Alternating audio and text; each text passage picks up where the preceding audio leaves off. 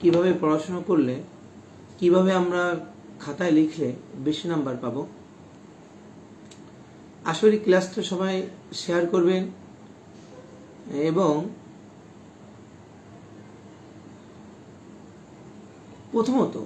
প্রথমত একটা চিন্তা করেন একটা বিষয়, নিবন্ধন পরীক্ষাটা এমন একটা পরীক্ষা বর্তমান সময়, যে পরীক্ষা দিলে যদি কেউ লিখিত পাশ করে, পিলি জাস্ট বাছাই করা, কিন্তু লিখিত যদি আমি পাশ করি, লিখিত পাশ করলে 100% আমাদের চাকরি শিওর। এই যে একটা বিষয় আমরা জেনে গেছি। মেইন আমরা আজকে আলো স্কুল এবং কলেজ বাংলা। আমি 17তম নিবন্ধন পরীক্ষাতে স্কুল এবং কলেজ দুইটাই পাশ করেছি এবং যখন দুইটা পরীক্ষা দিয়েছি আমার একটাই টার্গেট থাকতে হবে যে আমি যেন প্রত্যেকটা প্রশ্নের অ্যান্সার ঠিকঠাক মতন করে আসি এবং প্রতিটা প্রশ্নে যখন আমরা অ্যান্সার করব আমাদের দেখতে হবে যে আমাদের কিন্তু শুধু পাস মার্ক পাইলে কিন্তু হবে না, আমাদের মার্ক পেতে হবে, হাইস্ট মার্ক পেতে হবে, যে মার্কে আমরা যেন লিখিত জন্য পাস করতে পারি। মেইন আমি কয়েকটা বিষয় দেখাবো। যদি আমি প্রথম স্কুল পর্যায়ে আমরা দেখি, স্কুল পর্যায়ে আমাদের সিলেবাসটা আমরা প্রথমে একটু দেখব যে বড় প্রশ্ন আসবে আমাদের চারটি আসবে আমাদের বড় প্রশ্ন। এই চারটি বড় প্রশ্নের ভিতরে 4 × 40 মার্ক এবং সংক্ষিপ্ত প্রশ্ন আসবে আমাদের 3টি 12 মার্ক এবং ব্যাখ্যা আসবে 2টি, টোটাল 8 মার্ক, টোটাল আমাদের 60 মার্ক। এই 60 মার্কের ভিতরে আমি আজকে অলরেডি সাজেশন দিয়েছি, আপনারা সবাই দেখবেন।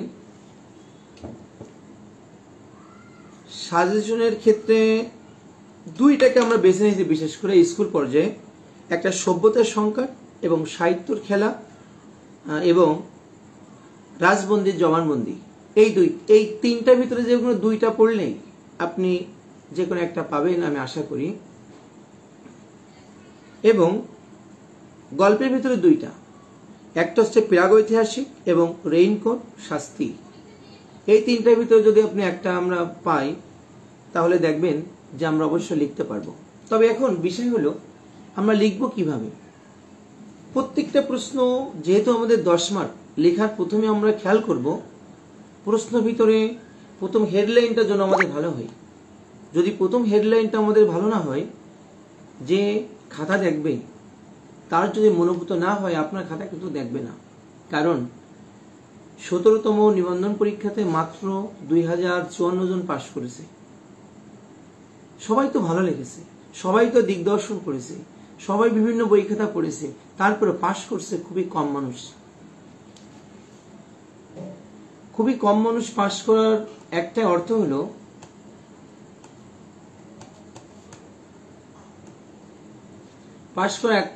আমরা যেভাবে আমাদের লিখতে হয় সেভাবে আমাদের লেখাটা আমরা ঠিকঠাক করতে পারতেছি না।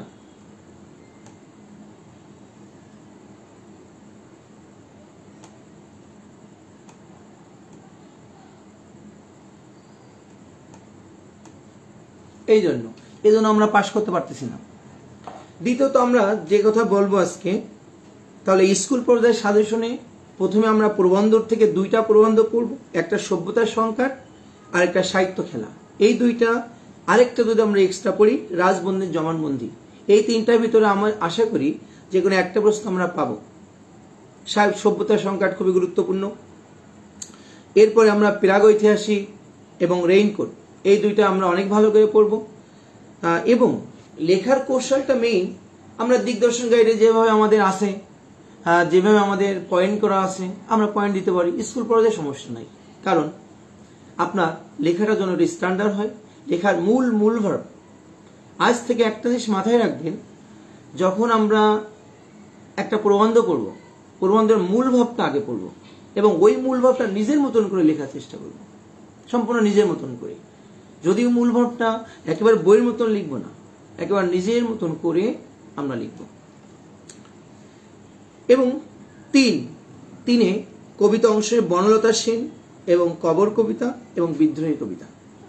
বনলতা সেন এবং কবর কবিতা অনেক গুরুত্বপূর্ণ, সাথে বিদ্রোহী কবিতা আমরা একটু সাথে নিব, কারণ বিদ্রোহী কবিতা আগে আমাদের এইভাবে এরকম ছিল না, কিন্তু আগে ছিল কবর এবং বনলতা সেন, আবার নতুন করে আমার পরিচয় অ্যাড করছে, সেহেতু আমরা বনলতা সেনটা একটু পড়ব। তবে বনলতা সেন পড়ার ক্ষেত্রে যে বিষয়টা আমরা খেয়াল করব, হ্যাঁ একজন বলেছেন যে পয়েন্ট করে লিখবো না প্যারা করে লিখবো। অবশ্যই আপনি স্কুল পর্যায়ের ক্ষেত্রে আপনি নাম দিতে পারেন, যে আপনার যেহেতু আমাদের বিভিন্ন দিগদর্শন বিভিন্ন গাইডে প্যারা করে দেওয়া হয়েছে, আপনি পয়েন্ট দিতে পারেন, যদি পয়েন্ট না দিতে পারেন প্যারা দিতে পারবেন। তবে আপনার লেখার মানটা একটু ভালো হতে হবে। প্রথমে 10 মার্কের প্রশ্ন লেখার আগে একটা জিনিস সবসময় মাথায় রাখবেন, পরীক্ষা পাশ করতে হলে, সেটা হলো যখন আপনি প্রথমে লিখব, প্রথমে ভূমিকা দিব, ভূমিকা দেওয়ার পর যদি আমরা মনে করি যে রবীন্দ্রনাথ সম্পর্কে লিখতেছি, যদি আমরা রবীন্দ্রনাথ সম্পর্কে লিখি তাহলে রবীন্দ্রনাথের ছোট গল্প নিয়ে লিখতেছি, তাহলে রবীন্দ্রনাথের ছোট গল্প নিয়ে আমরা একটা উক্তি দিব, যে কেমন, যে ডক্টর ওয়াকিল আহমেদ বলেছেন রবীন্দ্রনাথ ঠাকুর শিলাইদা, শাহজাদপুর, কুষ্টিয়া এই জায়গাগুলো জমিদারি দেখার জন্য তিনি পদ্মা নদীতে বোটে করে করে তিনি ঘুরে বেড়াতেন। ওই সময় যে জীবন কাহিনীগুলো আমরা দেখছেন, যে জীবন কাহিনীগুলো উনি নদীর পাশ দিয়ে দেখছেন, ওইগুলো সবই ছোট গল্পের একটি উপকরণ বানায় ফেলছেন। ডক্টর ওয়াকিল আহমেদ বলছেন বাংলাদেশের ইতিহাস। তাহলে এই যে প্রথমে একটা কোটেশন দিলাম, দেওয়ার পরে আমরা শুরু করব, দেখবেন তাহলে লেখার মানটা স্ট্যান্ডার্ড হবে এবং আপনার লেখাটা নিজের কাছেও একটু গ্রহণযোগ্য মনে হবে। অনেকে আবার বলছেন যে আমরা কি ওখানে সবুজ কালি ইউজ করবো? অবশ্যই আমরা যদি কোটেশনের নিচে যখন ওয়াকিল আহমেদ লিখবো তখন একটু সবুজ কালি দিতে পারি, এবং নিচে যে বইয়ের নামটা দিব, ওখানে বাংলা সাহিত্যের ইতিহাস এই বইটার নাম দিলে আমরা ওইরকম বিভিন্ন ধরনের বইয়ের নাম দিতে পারি, এভাবে আমরা করতে পারি। তাহলে স্কুল পর্যায়ের সাজেশন 3টা, নতুন করে এবার অ্যাড করছে উপন্যাস এবং নাটক। যেহেতু আগে এইভাবে প্রশ্ন ছিল না, উপন্যাস নাটকের ক্ষেত্রে আপনার দেখতে হবে মূল বিষয়গুলো, মূল ভাবটা আপনি পড়বেন, পড়ে নিজের মতন করে লিখবেন। মেইন যে 40 মার্ক, বড় প্রশ্ন 4টা 40, এভারেজ আপনার মিনিমাম আপনার 8, যদি আপনি 7 করেও পান তাও আপনার অনেক মার্ক, বা 8 করে পাওয়ার আমাদের চেষ্টা করতে হবে। সংক্ষিপ্ত প্রশ্নের কথা বলি, সংক্ষিপ্ত প্রশ্নের ক্ষেত্রে সবার একটা এভারেজ নাম্বার পাওয়া যায়। হ্যাঁ, লাইভ অবশ্যই সেভ থাকবে, পরবর্তী আপনি দেখতে পাবেন। এবং রচনামূলক প্রশ্ন আমি কতটুকু লিখতে পারি, এটাও একটা প্রশ্ন একজন করছেন। রচনামূলক প্রশ্ন আমরা লিখতে পারি, আপনার মাথায় রাখতে হবে আপনার 3 ঘন্টার ভিতরে আমি শেষ করব। আপনার একটা টাইম মেনটেন করে নেবেন, যে একটা প্রশ্ন 20 মিনিট বা একটা প্রশ্নে আপনি 25 মিনিট টাইম পাবেন, এই 25 মিনিটের ভিতরে আপনার শেষ করতে হবে। এবং পুরো কোটেশনগুলো আপনি সবুজ কালি দেন, যদি আপনি সময় পান তবে আপনার সময়ের দৃষ্টি নিতে হবে। মিনিমাম 10 মার্কের প্রশ্ন 3 পাতা, এপিটোপিট বলে আপনি 4 লিখতে পারেন, যেমন এপিটোপিট এবং আরেকটা এরকম 2 বা এরকম 5, এতটুকু করে আপনার এতটুকু আপনি টাইম পাবেন না, আরেকটু অর্ধেক লিখলেন, 4.5 পাতা লিখলেন আপনার বিশেষ করে 10 মার্কের প্রশ্নে। কিন্তু আপনি টাইমের পদে প্রত্যেকটা প্রশ্ন যদি আপনি ভালো নাম্বার পেতে চান, প্রতিটা প্রশ্ন আপনি সমান লিখবেন। আপনি প্রথমের প্রশ্নগুলো অনেক বড় করে লিখলেন, আর পরবর্তী প্রশ্ন আপনি 1 পেজে শেষ করে দিলেন, তাহলে দেখেন একটা 10 মার্ক পেলেন, আরেকটা 4 মার্ক পেলেন, আরেকটা 5 মার্ক পেলেন, তাহলে কি হবে? তাহলে মার্কের কিন্তু এই বন্টনটা আপনি যেমন করতে পারছেন না, ঠিকই যখন এক্সামিনার খাতা দেখবে তখন আপনি ভালো মার্ক পাবেন না। স্কুল পর্যায়ে আরেকটা বিষয়, সংক্ষিপ্ত প্রশ্ন লেখার ক্ষেত্রে এটা একটা অ্যাভারেজ মার্ক পাবেন।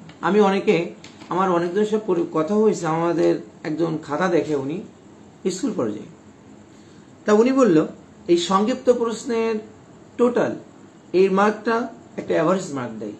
4 মার্কের প্রশ্ন আপনাকে 3 দিচ্ছে, কাউকে 2 দিচ্ছে, কাউকে 3 দিচ্ছে, টোটাল এই অ্যাভারেজ। 4 কাউকে সাধারণত দেয় না। আপনি মূল ভাবটা পড়ে যাবেন, যে কবিতা, যে গল্প বা যে প্রবন্ধ পড়বেন প্রত্যেকটা মূলটা আপনি পড়বেন, অটোমেটিকলি লিখতে পারবেন। ব্যাখ্যার ক্ষেত্রে স্কুল পর্যায়ে ব্যাখ্যার ক্ষেত্রে কয়েকটা বিষয় খেয়াল করতে হবে। ব্যাখ্যা আপনি এক পেজে লিখবেন, 2-3 পেজ আপনার লেখার দরকার নেই, আপনি এক পেজে লিখবেন। ব্যাখ্যার ক্ষেত্রে প্রথমে আপনি আলোচ্য বিষয় দিবেন। আলোচ্য বিষয় কিভাবে দিবেন, যে কোন বই থেকে নেওয়া হয়েছে বা আলোচ্য অংশটুকু মানিক বন্দ্যোপাধ্যায়ের প্রাগৈতিহাসিক গল্প থেকে নেওয়া হয়েছে, এরকম করে আপনি দিতে পারেন। এরপরে প্রসঙ্গ, মূল ভাবটা কি প্রসঙ্গ। প্রসঙ্গের পরে আমরা দিব যে প্রসঙ্গের পরে আমরা মূল ভাব দিব, এরপরে মন্তব্য। মন্তব্যটা স্যাররা সব থেকে বেশি খেয়াল করে যে একেবারে নিজের ভাষায়, কোনো বইয়ের ভাষা দিগদর্শনের ভাষা দরকার নেই, আপনি এমন দিতে পারেন। পরিশেষে বলা যায় যে প্রাগৈতিহাসিক গল্প নিয়ে আপনি আলোচনা করছেন, পরিশেষে বলা যায় যে ওই যে ঘটনাটা আপনি অল্প করে হিন্স দিবেন ওখানে, যে আদিমকালের যে স্বভাবজাত আমার এখনো থেকে গেছে, এগুলো আপনি অল্প করে নিজের মতন করে দিবেন। একজন বলছেন যে আমরা কি সাধারণ ঘড়ি ব্যবহার করতে পারবো? অবশ্যই সাধারণ ঘড়ি ব্যবহার পিলিতেই করে, কিন্তু রিটেনের ক্ষেত্রে এরকম করে না, একেবারে সাধারণ ঘড়ি। আর ঘড়ি আপনার দরকার নেই, আপনার প্রত্যেক রুমে আপনার ঘড়ি থাকবে, আপনি ঘড়ি ওখানে দেখতে পারবেন। যেহেতু বিভাগ পর্যায়ে পরীক্ষাগুলো হয়, আপনি ঘড়ি দেখতে পারবেন। পরবর্তীতে আমরা চলে আসি স্কুল পর্যায়ে সাধুচলিত। সাধুচলিত থেকে আপনি আরেকবার ভালো করে পড়বেন সাধুচলিতটা। বানান শুদ্ধ আপনি পাশে 5 মার্ক পাবেন, এটা শিওর। বানান শুদ্ধ আপনি যেভাবে পড়বেন সেভাবে আপনি পাশে 5 পাবেন। উচ্চারণের ক্ষেত্রে অবশ্যই আপনি ইন্টারমিডিয়েট বইটা একটু দেখবেন, ওখান থেকে উচ্চারণ দেখবেন, এবং উচ্চারণের নিয়ম আছে, বানানের নিয়ম আছে। যেমন প্রমিত বাংলা বানানের 5টি নিয়ম, প্রমিত বাংলা বানানের 5টি নিয়ম, এগুলো কিন্তু সবসময় অলরেডি আমাদের থাকে, এটা পাবেন। তবে আবেদনপত্রের ক্ষেত্রে একটা কথা, সবাই আবেদনপত্র লিখবেন, কারণ আবেদনপত্র লেখার ক্ষেত্রে মাথায় রাখবেন হয়তোবা চাকরির আবেদন আসতে পারে, একেবারে ক্লিয়ার এক পেজে লিখবেন। এমনভাবে লিখবেন যে প্রথমে বরাবর তারিখ দিবেন, বরাবর দিবেন, সাবজেক্টটা দিবেন মহোদয় দিয়ে। আর যদি চাকরির আবেদন দেন তাহলে এমন লিখতে পারেন, যথাবিধ সম্মান প্রদর্শন পূর্বক বিনীত নিবেদন এই যে 24 তারিখ প্রথম আলো পত্রিকায় মারফতে জানতে পারলাম আপনার প্রতিষ্ঠানে একজন শিক্ষক নিয়োগ করা হবে, এইভাবে করে, যাতে প্রশ্নের প্যাটার্নটা একটু ভালো থাকে। অবশ্যই প্রতিবেদন আপনি লিখবেন না, আবেদনপত্র লিখবেন, কারণ প্রতিবেদন লিখলে ওইভাবে মার্ক হয় না। আমি ইন্টারমিডিয়েটও খাতা বিভিন্ন সময় দেখি, প্রতিবেদন লিখলে ওইভাবে মার্ক হয় না। আবেদন লিখবেন, এক পেজে সুন্দর লিখবেন। আপনি 5 মার্ক পেতে কত কম দেবে? 4 কম তো দিবে না, 4 আপনি পাবেন। এরপরে পারিভাষিক শব্দের ক্ষেত্রে আসি। পারিভাষিক শব্দ এটা খুবই গুরুত্বপূর্ণ। 10টা লিখতে হবে, মাত্র 5 মার্ক। 10টা পারিভাষিক 5 মার্ক। এর অর্থ হলো আপনি বর্তমান যে ইন্টারমিডিয়েটের বইটা আছে বা আপনি বইটা একটু দেখতে পারেন, বা অন্য বিভিন্ন বইতে, যদি এবার আগে পারিভাষিক এরকম ছিল না, এখন পারিভাষিক দিয়ে দিছে, আপনি কখনোই অনুবাদ লিখবেন না। অনুবাদ লিখলে আপনি এভারেজ একটা 2-3 মার্ক দিয়ে দিবে, কিন্তু পারিভাষিকে আপনি 5-এ 5 পাবেন। আর মাথায় রাখবেন, নিবন্ধন পরীক্ষা 1 মার্ক মানে আপনি মিনিমাম 200 সিরিয়াল পিছনে চলে যাবেন। আমি 17তম নিবন্ধন পরীক্ষা স্কুলটা তেমন গুরুত্ব সহকারে দেয়নি, তারপরেও আমার মার্ক ছিল 63 মার্ক। 63 মার্ক ছিল স্কুল পর্যায়ে। মেইন আমি কলেজটা ভালো করে দিয়েছি, স্কুলটাই ছিল 63 মার্ক। একটু লিখলে আপনি নাম্বার পাবেন। আমার অনেক বন্ধুরা আছে যারা 44-45-এ তারা স্কুলে টিকছে, এবং তারা সবাই চাকরিও পেয়ে গেছে, সুপারিশ প্রাপ্ত। লাস্ট স্কুল পর্যায়ে লাস্ট যেটা আমরা বলবো, রচনা। সব থেকে গুরুত্বপূর্ণ হচ্ছে রচনাটা। রচনা কিভাবে পড়বেন আপনি? আজ থেকে আপনি মাত্র একটা রচনা পড়বেন। অনেকে বলে 2-3টা রচনা পড়তে হবে না, আপনি অনলি একটা রচনা পড়বেন। রচনাটা কি হবে? ওখানে লিখে দিতে দেখবেন, নৈতিকতা বিষয়ক রচনা, বিজ্ঞান বিষয়ক রচনা, ঐতিহ্য বিষয়ক রচনা, বিভিন্ন সংস্কৃতি বিষয়ক রচনা। আপনার দরকার নেই, শুধু বিজ্ঞান বিষয়ক পড়বেন, কারণ বিজ্ঞান থেকে একটা প্রশ্ন আপনাকে অবশ্যই দিবে। আপনি মেইন খেয়াল করবেন যে যেমন বিজ্ঞানে কি কি আছে? কৃষিকাজে বিজ্ঞান, এরপরে আছে মানব কল্যাণে বিজ্ঞান, তথ্য প্রযুক্তিতে বিজ্ঞান ও আমাদের বাংলাদেশের ভবিষ্যৎ কি, তথ্য প্রযুক্তি বিজ্ঞান এবং আমাদের বর্তমান বাংলাদেশের ভবিষ্যৎ কি, এগুলো কিন্তু আমাদের খুবই গুরুত্বপূর্ণ। এগুলো কিন্তু আমাদের লিখতে হবে। এরপরে আমরা তাহলে রচনার ক্ষেত্রে আরেকটা গুরুত্বপূর্ণ নিউজ, মিনিমাম 20টা পয়েন্ট লিখতে হবে। আপনি ভাবছেন যে হয়তোবা মাত্র 15 মার্কে কি লিখব, মাথায় রাখবেন রচনাতে যে ভালো করবে সেই ভালো নম্বর পাবে। আপনারা অনেকে আছেন, এর ভিতরে আছেন যে অনেকেই আছেন যে কয়েকবার নিবন্ধন পরীক্ষা দিছে। আমার অনেক ফ্রেন্ড আছে তারা 4বার 5বার পরীক্ষা দিছে কিন্তু পাশ করতে পারেনি। এর একটাই কারণ হচ্ছে আমরা রচনাতে খুব কম লিখি, অনেক প্রশ্ন লিখতে থাকি, একটা পর্যায়ে মাত্র 20 মিনিট থাকে, মাত্র 10 মিনিট থাকে, আমরা কোনো মতে 2-3 পাতা রচনা লিখে আমরা শেষ করি। যিনি খাতা দেখবেন তিনি বোঝেন যে ইনি ব্যস্ততার ক্ষেত্রে রচনা লিখতে পারেনি, কিন্তু নাম্বার তো এইভাবে হবে না। নাম্বারটা আপনার রচনা অবশ্যই 20টা পয়েন্ট, 20টা প্যারা দিবেন। আপনি প্যারার ভিতরে কম লেখেন, কিন্তু আপনি প্যারাটার জন্য একটু আপনার খাতার জন্য বেশি হয়ে যায়। রচনার ক্ষেত্রে মিনিমাম 40 মিনিট আপনি রাখবেন। এই 40 মিনিট যদি আপনি রাখেন দেখবেন রচনাটা আপনার অনেক মার্জিত হবে এবং অনেকটা ডাটা দেবেন। এবং তাহলে আমরা স্কুল পর্যায়ে সাজেশন এটা শেষ করব যে আমরা মোটামুটি এইভাবে আপনারা পড়বেন। এখন আমরা আলোচনা করবো একটু কলেজ পর্যায়ে নিয়ে। আপনারা ইতিমধ্যে জানেন 17তম নিবন্ধন পরীক্ষা কলেজে মাত্র জেনারেলে পাশ করছে 210 জন, আর টেকনিক্যাল মিলে সব মিলে পাশ করছে মাত্র 255 জন। হিউজ প্রাপ্তি পরীক্ষা দিয়েছে কিন্তু মাত্র পাশ করছে 255 জন। যারা পাশ করছে তাদের সবাই চাকরি হয়েছে, আর অধিকাংশ ভালো বড় বড় কলেজে চাকরি হয়েছে। আর একজন প্রশ্ন করছেন যে আবেদনপত্রকে সংযুক্ত দিতে হবে। হ্যাঁ, যদি আপনার চাকরির কখনো আবেদন আসে তাহলে অবশ্যই আপনি সেটাকে সংযুক্তি দিবেন। চাকরির যেহেতু আবেদন সেহেতু আপনার সংযুক্তিপত্র দিবেন, তাহলে আপনার ওইটা দেয়া বাধ্যতামূলক, তাহলে স্যারকে নজরে আসবে। একজন লিখছেন স্যার ব্যাখ্যায় প্রসঙ্গ নিজের ভাষায় লিখলে হবে। প্রসঙ্গটা নিজের ভাষায় লিখবেন, তবে একেবারে যে কোটেশনটা দিবে ওইটার জন্য মূল ভাবটা হয়, একেবারে ওইটার মূল ভাব হয়। আপনি যেন অন্য একটা কোটেশন নিজের মতন বানাই দিলেন কিন্তু আপনার হলো না, অবশ্যই বই আপনার দরকার না, আপনি নিজের মতন বানাই দিবেন, তবে মূল ভাব যেন ঠিক হয়, যেন এলোমেলো না হয়, কারণ ওইটার উপর আপনার নির্ভর করবে পরবর্তী বিশ্লেষণ। আমরা কলেজ পর্যায়ে যেটা বলতে চাচ্ছি, কলেজের ক্ষেত্রে সব থেকে বড় চ্যালেঞ্জ কি জানেন? সবথেকে বড় চ্যালেঞ্জ হলো প্রথমে আমাদের থাকবে 5টা প্রশ্ন। 5টা প্রশ্ন মার্ক হচ্ছে 5×15 মার্ক। আপনারা একটা বই দেখেছেন, অরাকাল বইটা মোটামুটি আমার কাছে পুরাতন বইটা অনেক ভালো লাগছিল। আবার দিগদর্শন বই আছে, অনেকগুলো বই আছে আমার সংগ্রহে, এবং বাংলা সাহিত্যের ইতিহাস মাহবুল আলমের বই আছে। মাহবুল আলমের বইটা আপনারা দেখতে পারেন রেফারেন্স হিসেবে, যে মাহবুল আলমের বইটা অনেক ভালো।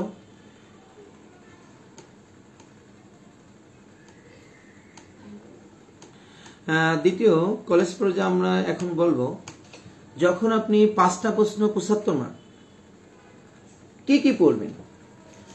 আমরা কলেজ পর্যায়ে যারা আগে 2 বা 3 বার পরীক্ষা দিয়েছেন বা আরো বেশি পরীক্ষা দিয়েছেন, তাদের ক্ষেত্রে একটা মৌলিক কথা হলো আমার, যে আপনি কবি ধরে পড়বেন, শুধু একটা প্রশ্ন পড়বেন না। কারণ আলাওয়াল থেকে একটা প্রশ্ন পড়ে যেতে পারে, হয়তোবা আলাওয়ালের কবি ধর্ম পড়ে গেছে, এখন পড়লো পদ্মাবতীর চরিত্র নিয়ে পড়তে পারে বা শিল্পগুণ পড়তে পারে। শুধু যে আলাওয়াল থেকে পড়লেই একটা ভিতরে সীমাবদ্ধ থাকবেন তা নয়, আপনার বিভিন্ন রকম প্রশ্ন, মানে আলাওয়াল পড়লে সম্পূর্ণ আলাওয়াল কবি ধরে আপনার পড়তে হবে। চণ্ডীদাস পড়লে চণ্ডীদাস থেকে যে প্রশ্নগুলো আছে আপনি সব প্রশ্ন সম্পর্কে আইডিয়া নিয়ে নিজের মতন করে লিখবেন। যদি আপনি মঙ্গল কাব্য পড়েন, মঙ্গল কাব্যের শাখাগুলো কি কি আছে, টোটাল শাখাগুলো একটু আলোচনা করে আপনি নিজের মতন করে আপনি শাখাগুলো আলোচনা করার চেষ্টা করবেন।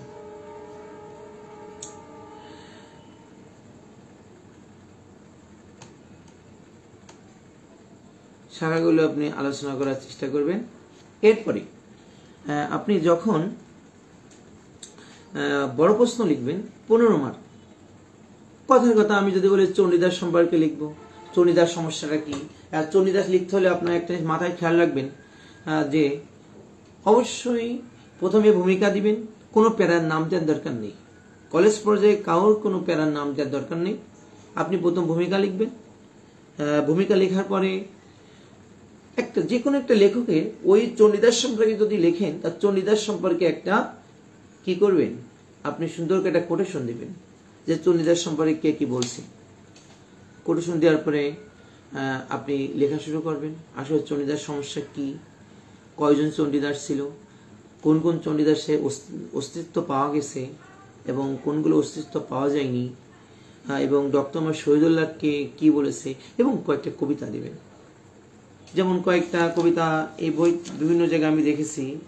যেমন একটা কবিতা আছে এখানে, বাসুরে আদেশে দিস চণ্ডীদাস ভনে, তোমার বন্ধু তোমার কাছে গালি পড়েছ কেন।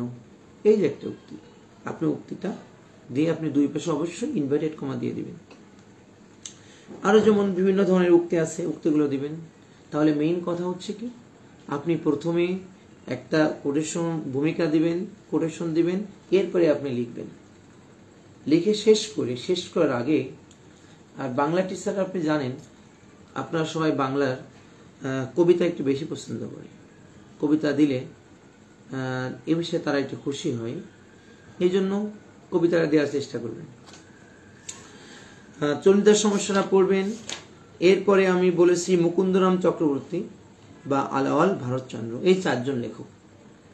এই চারজন লেখক সম্পর্কে খুবই যেমন মুকুন্দরাম চক্রবর্তী তার শেষ কবি, মধ্যযুগের শেষ কবি, তার সম্পর্কে বিভিন্ন ধরনের প্রশ্ন আসে, তার শিল্পগুণ প্রশ্ন আসে। আলাওয়াল সম্পর্কে, আলাওয়ালের কবি ধর্ম, আলাওয়াল তো যে কোনো বার প্রতিটা বারই আলাওয়াল থেকে প্রায় প্রশ্ন থাকে। চণ্ডীদাস গত 2 বার প্রশ্ন আসেনি, এবার আসতে পারে। একজন লিখছেন 15 মার্কের জন্য কত পৃষ্ঠা লিখতে হবে, যেহেতু 15 মার্কের প্রশ্ন। আর মাথায় রাখবেন এই 5 মার্ক 75 ভিতরে আপনার 5-10কে 50 আপনার পেতেই হবে।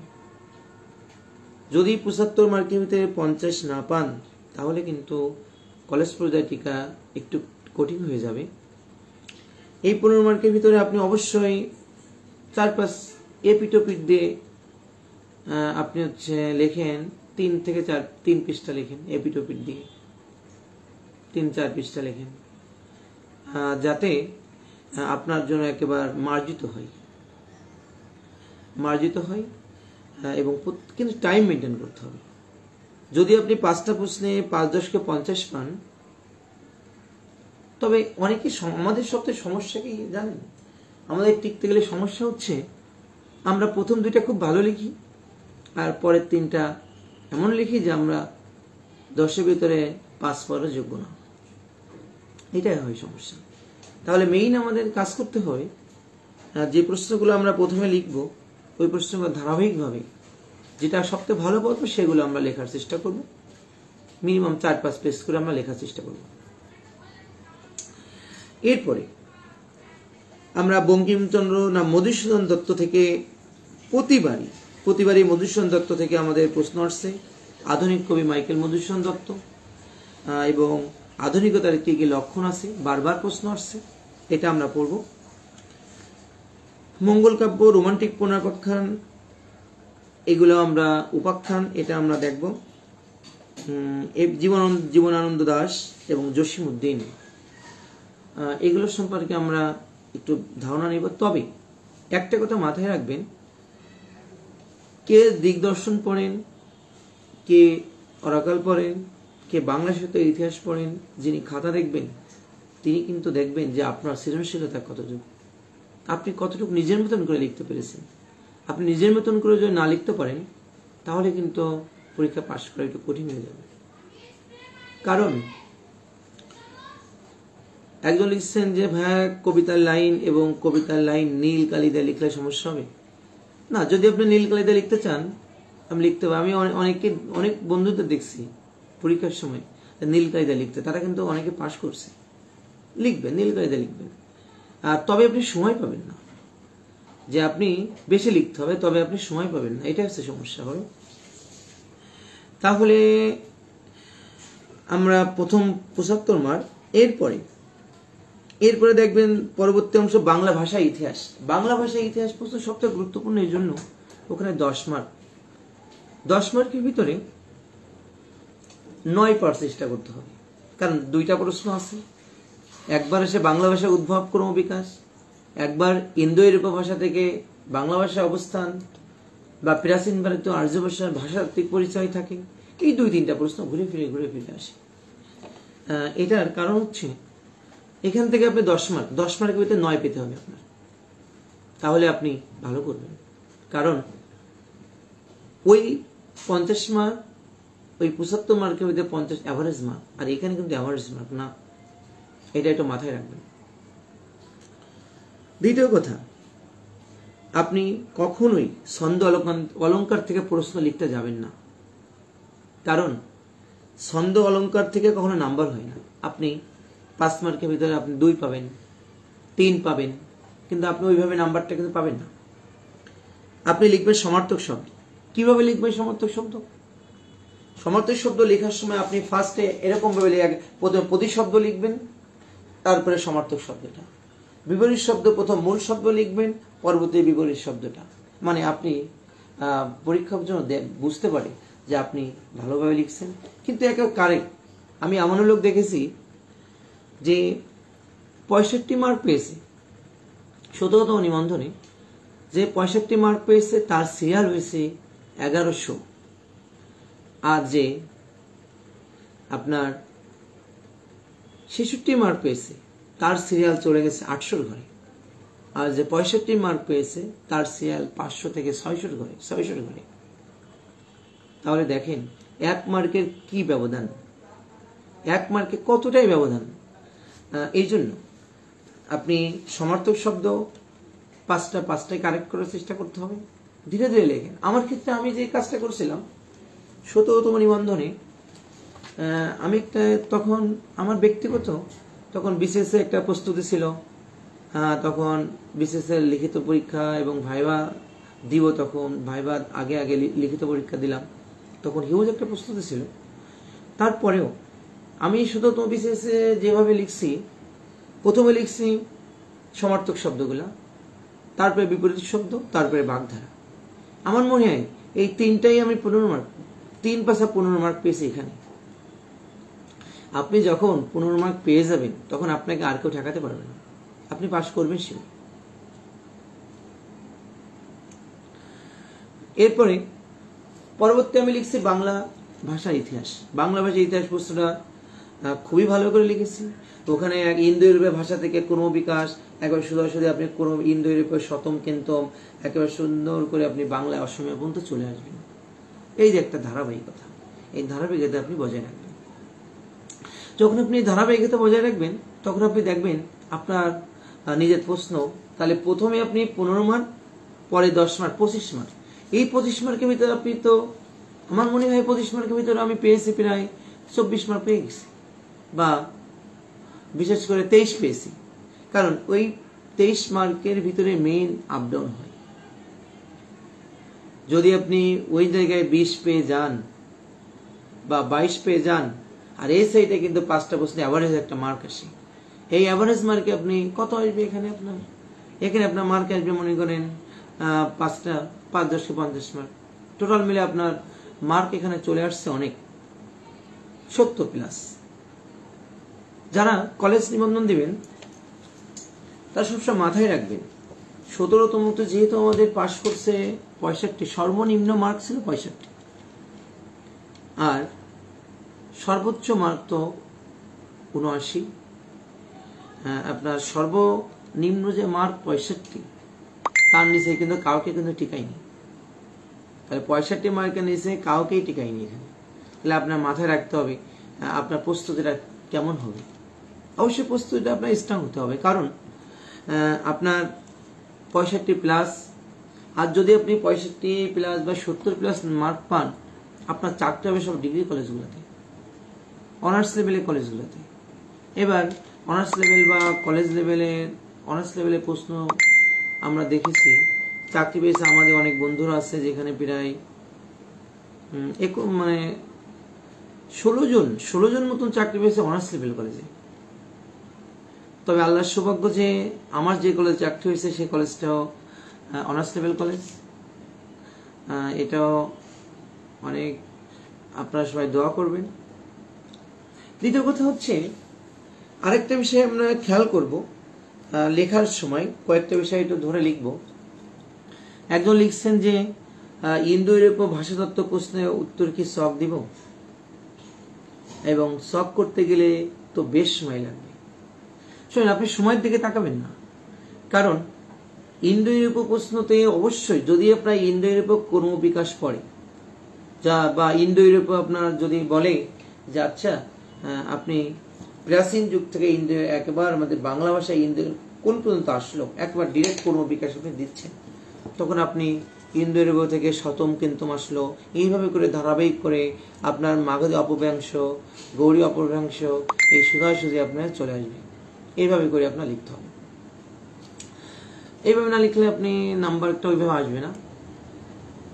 তবে আপনাকে মাথায় রাখবেন যে সময়ের ভিতরে আপনার শেষ করতে হবে। তাহলে কলেজ নিবন্ধনে আমরা আরেকবার বলি কোন কোন বিষয়গুলো আপনি পড়বেন।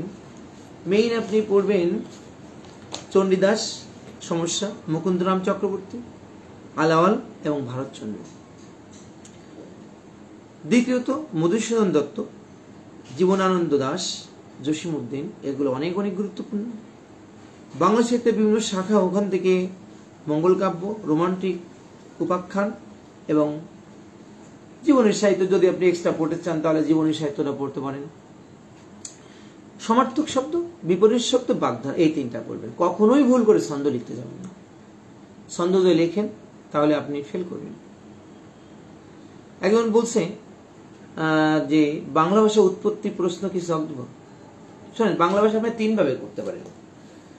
বাংলা ভাষা উৎপত্তি বিষয়ক প্রশ্নটা আপনি 3টা ভাবে লিখবেন। যে একটা লিখবেন যে বাংলা ভাষার মাগধী থেকে বাংলা উৎপত্তি, অপভ্রংশ থেকে বাংলা উৎপত্তি, বা এইভাবে করে প্রাচীন বাংলা থেকে বর্তমান বাংলা, এরকম করে একটু ভাগ করে দেবেন। তাহলে আপনি দেখবেন যে এখন বলি তুমি আসো, মাগধী অপভ্রংশ বলে তুমি আসছো, এরকম করে দেখবেন একটু ভাগ আমাদের আছে। আপনি ওইগুলো ধারাবাহিকভাবে লিখে দিবেন। উৎপত্তি আপনি একটা শখ দিয়ে দিলেন, শখ দিতে কত টাইম লাগবে, সর্বোচ্চ আপনার 2-3 মিনিট লাগতে পারে। শখটা আপনি দিবেন, আপনার তো আর খাতা কিনতে হচ্ছে না, শখ আপনি দিয়ে দিবেন।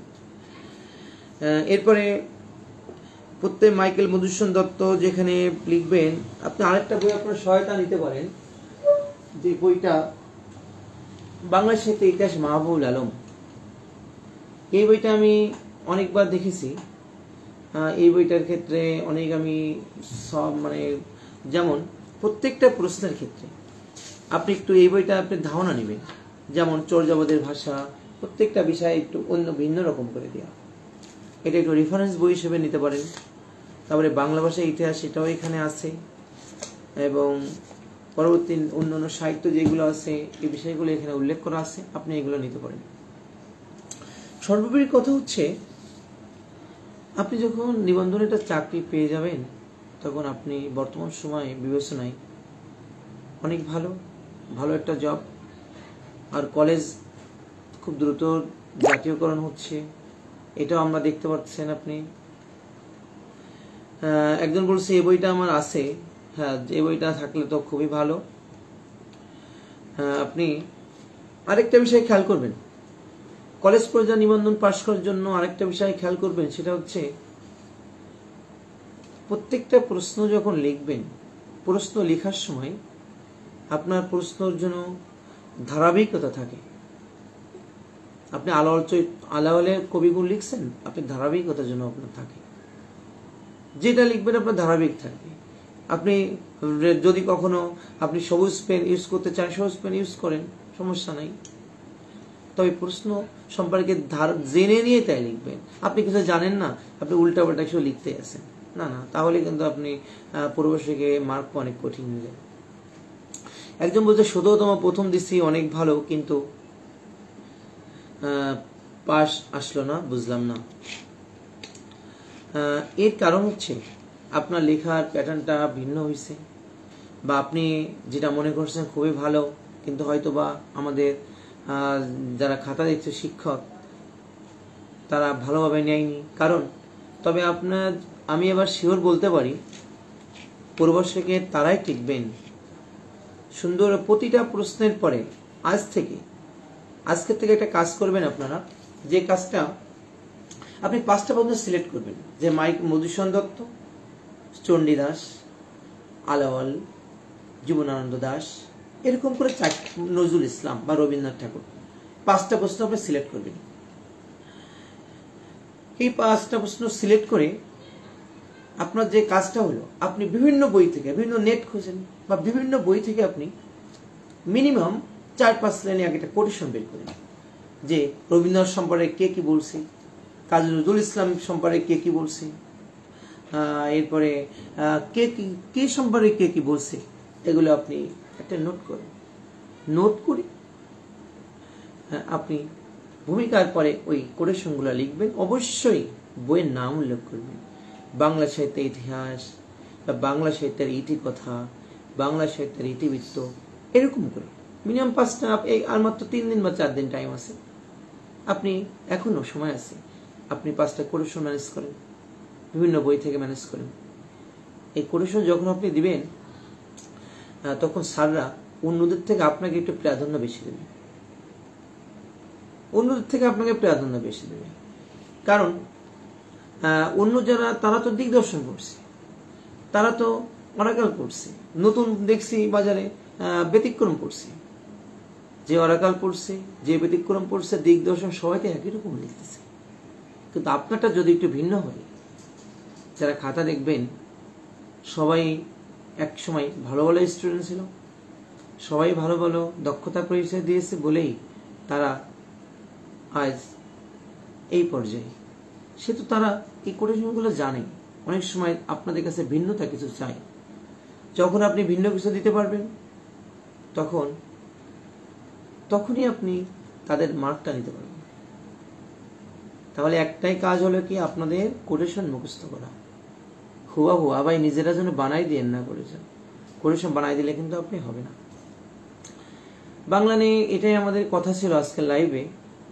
স্কুল এবং কলেজ, আমি আরেকবার বলবো, স্কুল পর্যায়ে যারা পাশ করতে চান তারা 44, 45, 42 পেলেও আপনি টিকবেন। কারণ গতবার অনেক আসন ছিল, কোনো লোক পাইনি। আমার অনেক বন্ধু আছে মাত্র 44 পেয়েছে, তারা সুপারিশ প্রাপ্ত হয়েছে। 54 পেয়েছে একজনের সিরিয়াল, সে বলছে বন্ধু আমার তো হয়েছে 10,000 সিরিয়াল, কারো 12,000 সিরিয়াল, কিন্তু সবাই চাকরি হয়েছে, কারণ লোক নেই। 40, 42 পেয়ে, 48 পেয়ে, 54 পেয়ে সবাই ভালো ভালো স্কুলে চাকরি পেয়েছে। অসংখ্য পদ খালি আছে এখন। এরপরে আমি যখন দেখি, কিন্তু কলেজ পর্যায়ে একটু ভিন্নতা, কারণ কলেজে একটু আসন খালি কম থাকে, সে তো আপনাদের নিজের যোগ্যতা দিয়ে। একজন বলছে এটা কি জেলায় টিকায় না মেধা টিকায়। আমি আগে যখন বিভিন্ন লোকের কাছে শুনেছি যে এটা মনে হয় জেলায় টিকায়, কিন্তু আমি যখন ভাইবা দিতে যাই তখন এক মেম্বারের কাছে শুনি, তা বললো না এখানকার জেলা না, এখানে জাতীয় মেধা। যদি জেলায় টিকাতো, আমি ব্যক্তিগত বলি, 17তম ভাইবা দিতে যে সাতক্ষীরা থেকে দেখলাম, সাতক্ষীরা থেকে ভাইবা দিয়েছে অনেক মানুষ। সাতক্ষীরাতে এবার মাত্র খালি আছে মাত্র কয়টা প্রশ্ন দেখলাম,